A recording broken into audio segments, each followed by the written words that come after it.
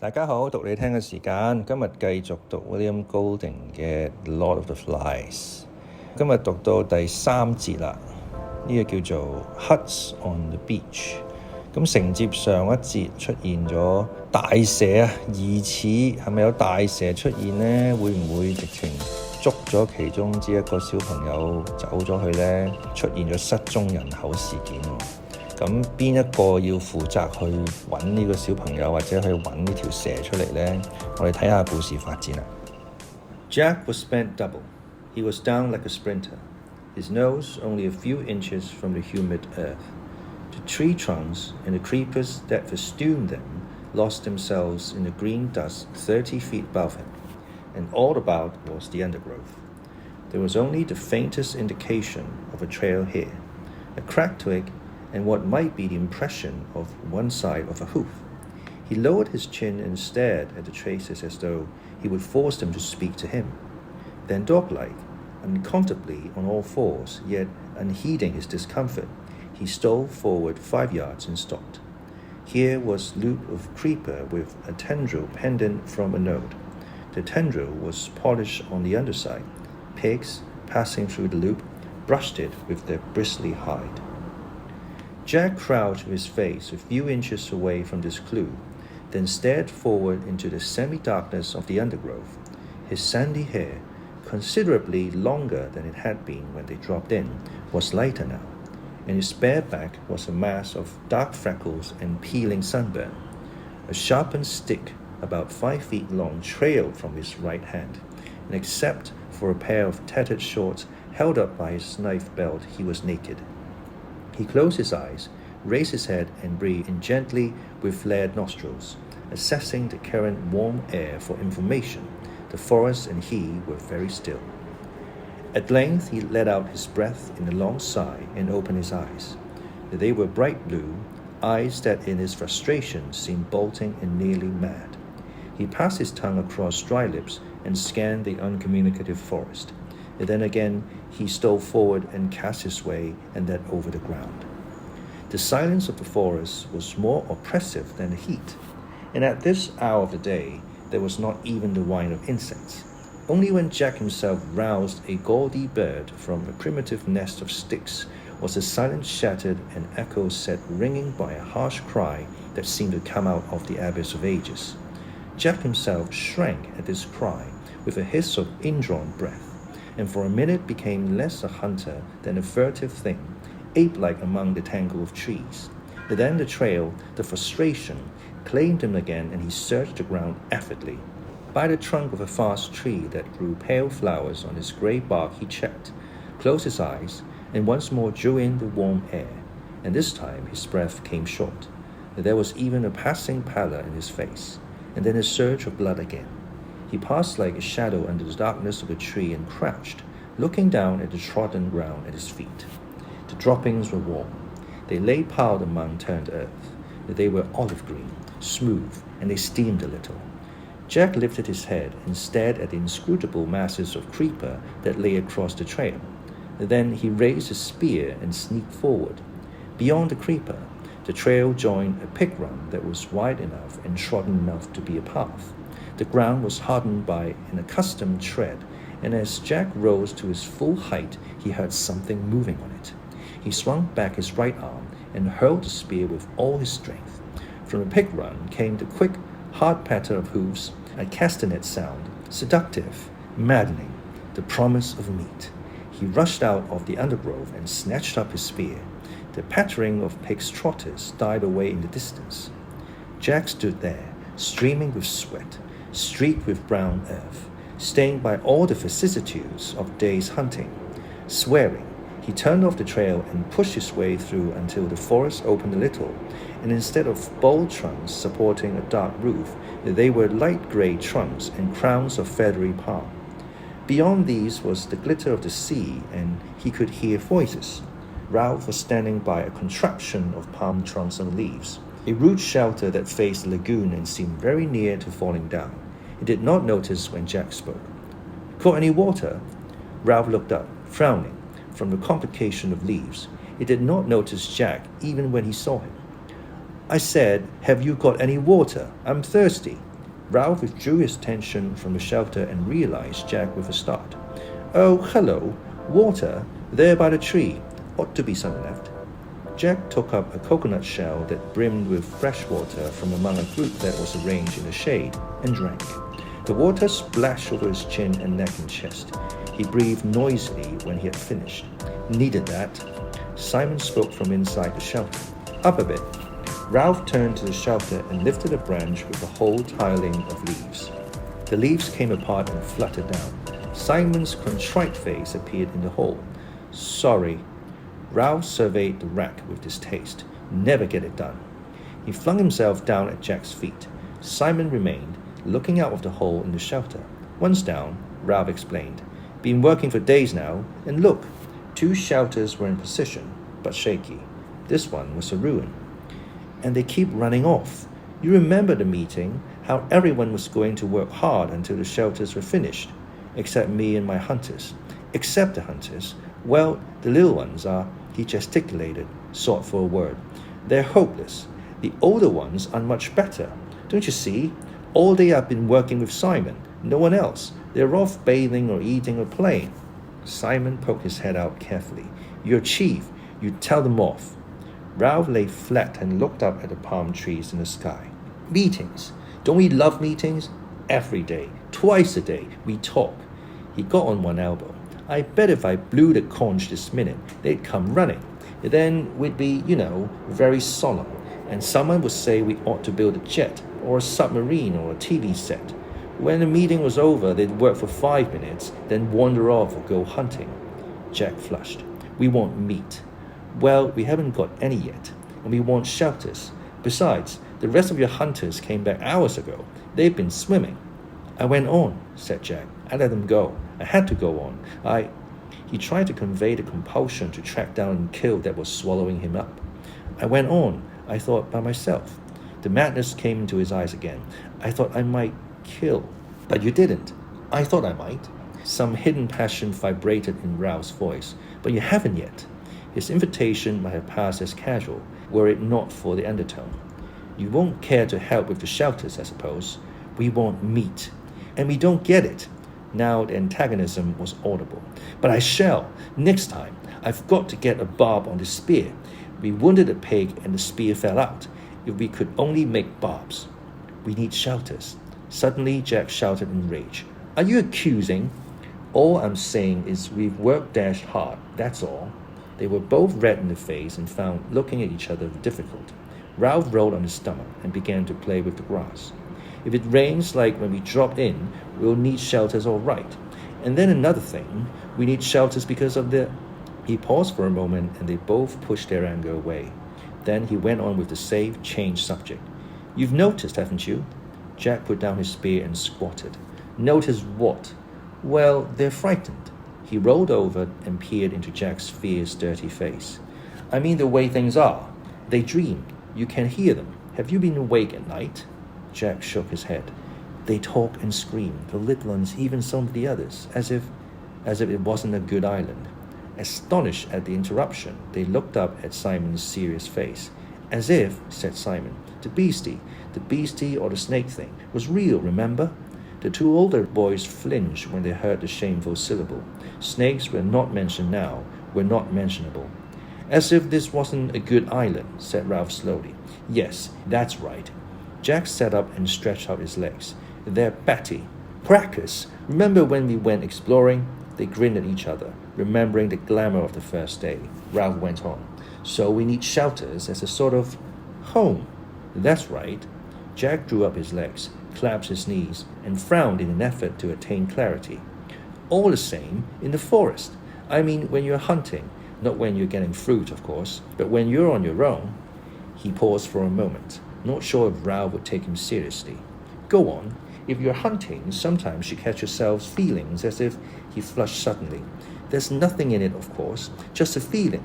But you can feel as if you're not hunting, but being hunted, as if something's behind you all the time in the jungle." They were silent again, Simon intent, Ralph incredulous and faintly indignant. He sat up, rubbing one shoulder with a dirty hand. "Well, I don't know." Jack leapt to his feet and spoke very quickly. "That's how you can feel in the forest. Of course there's nothing in it. Only... He took a few rapid steps toward the beach, then came back. Only I know how they feel, see? That's all. The best thing we can do is get ourselves rescued. Jack had to think for a moment before he could remember what rescue was. Rescue? Yes, of course. All the same, I'd like to catch a pig first. He snatched up his spear and dashed it into the ground. The opaque, mad look came to his eyes again. Ralph looked at him critically through his tangle of fair hair. So long as your hunters remember the fire. You and your fire. The two boys trotted down the beach, and turning at the water's edge, looked back at the pink mountain. The trickle of smoke sketched a chalky line up the solid blue of the sky, wavered high up and faded. Ralph frowned. I wonder how far off you could see that. Miles. We don't make enough smoke. The bottom part of the trickle, as though conscious of their gaze, thickened to a creamy blur which crept up the feeble column. They put on green branches, muttered Ralph. I wonder. He screwed up his eyes and swung round to search the horizon. Got it! Jack shouted so loudly that Ralph jumped. What? Where? Is it a ship? But Jack was pointing to the high declivities that led down from the mountain to the flatter part of the island. Of course, they'll lie up there. They must, when the sun's too hot. Ralph gazed bewildered at his rapt face. They get up high up and in the shade, resting during the heat, like cows at home. I thought you saw a ship. We could steal up on one, paint our faces so they won't see, perhaps surround them, and then... Indignation took away Ralph's control. I was talking about smoke. Don't you want to be rescued? All you can talk about is pig, pig, pig. But we want meat. And I work all day with nothing but Simon, and you come back and don't even notice the huts. I was working too. But you like it, shouted Ralph. You want to hunt, while I... They faced each other on the bright beach, astonished at the rub of feeling. Ralph looked away first, pretending interest in a group of littluns on the sand. From beyond the platform came the shouting of the hunters in the swimming pool. On the end of the platform, Peggy was lying flat, looking down into the brilliant water. People don't help much. He wanted to explain how people were never quite what you thought they were. Simon, he helps. He pointed at the shelters. All the rest rushed off. He's done as much as I have. Only Simon's always about. Ralph stared back to the shelters with Jack by his side. Do a bit for you, muttered Jack, before I have a bathe. Don't bother. But when they reached the shelters, Simon was not to be seen. Ralph put his head in the hole, withdrew it, and turned to Jack. He's buzzed off. Got fed up, said Jack, and gone for a bathe. Ralph frowned. He's queer. He's funny.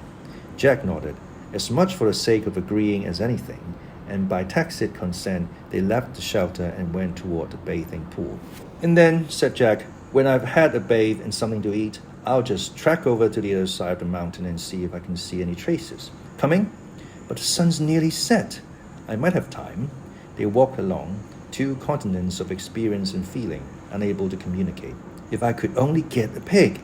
I'll come back and go on with the shelter. They looked at each other, baffled, in love and hate. All the warm salt water of the bathing pool and the shouting and splashing and laughing were only just sufficient to bring them together again. Simon was not in the bathing pool as they had expected. When the other two had trotted down the beach to look back at the mountain, they had followed them for a few yards and then stopped. He had stood frowning down at a pile of sand on the beach where somebody had been trying to build a little house or hut. Then he turned his back on this and walked into the forest with an air of purpose. He was a small, skinny boy, his chin pointed, and his eyes so bright they had deceived Ralph into thinking him delightfully gay and wicked. The coarse mop of black hair was long and swung down, almost concealing a low, broad forehead. He wore the remains of shorts, and his feet were bare like Jack's, always darkish in color. Simon was burned by the sun to a deep tan that glistened with sweat. He picked his way up the scar, past the great rock where Ralph had climbed on the first morning, then turned off to his right among the trees. He walked with an accustomed tread through the acres of fruit trees, where the least energetic could find an easy if unsatisfying meal. Flower and fruit grew together on the same tree, and everywhere was the scent of ripeness and the booming of a million bees at pasture. He had little ones who had run after him, caught up with him. They talked, cried out unintelligibly, lunged him toward the trees. Then, amid the roar of bees and the afternoon sunlight, Simon found for them the fruit they could not reach, pulled off the choicest from up the foliage, passing them back down to the endless, outstretched hands. When he had satisfied them, he paused and looked round. The littluns watched him inscrutably over a doubled handful of ripe fruit. Simon turned away from them and went where the just perceptible path led him. Soon high jungle closed in. Tall trunks bore unexpected pale flowers all the way up to the dark canopy where life went on clamorously. The air here was dark too, and the creepers dropped their robes like the rigging of foundered ships. His feet left prints in the soft soil, and the creepers shivered throughout the lengths when he bumped them. He came at last to a place where more sunshine fell. Since they had not so far go for light, the creepers had woven a great mat that hung at the side of an open space in the jungle. For here a patch of rock came close to the surface and would not allow more than little plants and ferns to grow.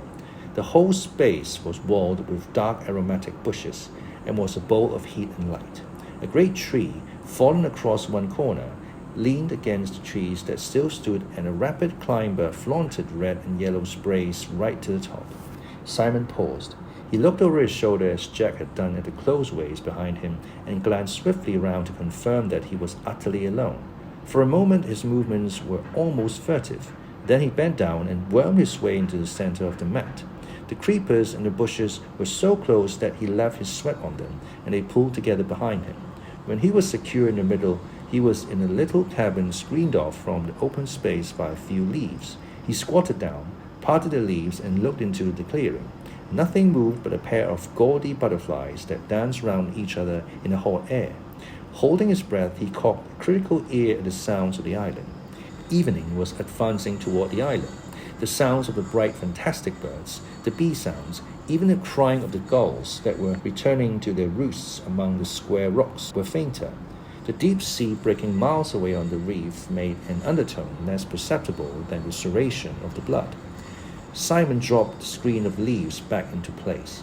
The slope of the bars of honey-colored sunlight decreased. They slid up the bushes, passed over the green candlelight buds, moved up toward the canopy, and darkness thickened under the trees. With the fading of the light, the riotous colors died, and the heat and urgency cooled away. The candle buds stirred. The green sepal drew back a little, and the white tips of the flowers rose delicately to meet the open air. Now the sunlight had lifted clear of the open space and withdrawn from the sky. Darkness poured out, submerging the waves between the trees till they were dim and strange as the bottom of the sea. The candle buds opened their wide white flowers glimmering under the light that pricked down from the first stars. The scent spilled out into the air and took possession of the island. 好，咁有一大段嘅形容個環境啦，進一步去形容個環境啦。個故事發展到呢度咧，似乎係咪嗰個時空有少少推進咗咧？講到佢哋嗰個身體已經好似曬咗好耐咁樣。當然，關於蛇嗰件事，最尾就係不了了之啦。咁而呢一刻咧，主要都係講翻 Ralph 同埋 Jack 佢哋之間嘅摩擦啦，有啲 odd couple 嘅感覺啦，都幾明顯嘅一個 odd couple 啦 ，love and hate 啦。Jack 就係想去打野豬啦，阿 Ralph 咧就係想留喺大本營，留守大本營咧去 build shelter 啦咁樣。咁而啲小朋友點咧？小朋友唔係好幫手嚇，包括 Piggy 在內都係唔係好幫得手。Simon 咧就似乎係幫到手嘅，似乎係幫到阿 Ralph 手嘅，但係另一方面咧又有陣時會唔見咗人啦咁樣。所以個故事核心咧喺呢一刻咧都明顯㗎，主要就係落喺阿 Jack 啦同埋 Ralph 之間啊，佢兩個呢個 odd couple 嘅摩擦。OK， 我哋睇下呢一個段落嘅有啲咩有趣嘅字先。Castanet 我哋叫做響板，係一種樂器嚟嘅名詞啊。英文嘅解釋係 small concave pieces of wood, ivory or plastic joined in pairs by a cord and clicked together by the fingers as a rhythmic accompaniment to Spanish dancing。即係兩塊圓板啦，揾條繩連埋一齊，跟住用手指咁樣 click 埋一齊咁樣 click click click 咁嘅聲，好細嘅一個手提嘅小響板 Castanet。有啲少見啲嘅字啦 Vicissitude Vicissitude 比較少見啦 V 字頭。名詞 A change of circumstances or fortune, typically one that is unwelcome or unpleasant。alternation between opposite or contrasting things, i.e. seasons 變遷啦，一啲改變啦，啲波折啦，佢可以係字面上嘅變遷啦，季節嘅變遷啦，佢亦都可以形容一個波折，一個事情啦。喺故事入面點樣用呢？就係講 Jack 喺度跟蹤個野豬啦，發生咗好多事啦。而當佢最尾發現唔到嘅時候，嗰個心情嘅變遷啦，成件事情嘅變遷啦。Vicissitude, Susurration 名詞嚟嘅，whispering or rustling 比較少見。Susurration Susurration 即係有沙沙聲啦，好多時候用嚟形容啲水啊、啲水流啊咁樣，沙沙聲啊，或者沙沙細語啊都得嘅。OK， 今日就係咁多先，下次再同大家分享。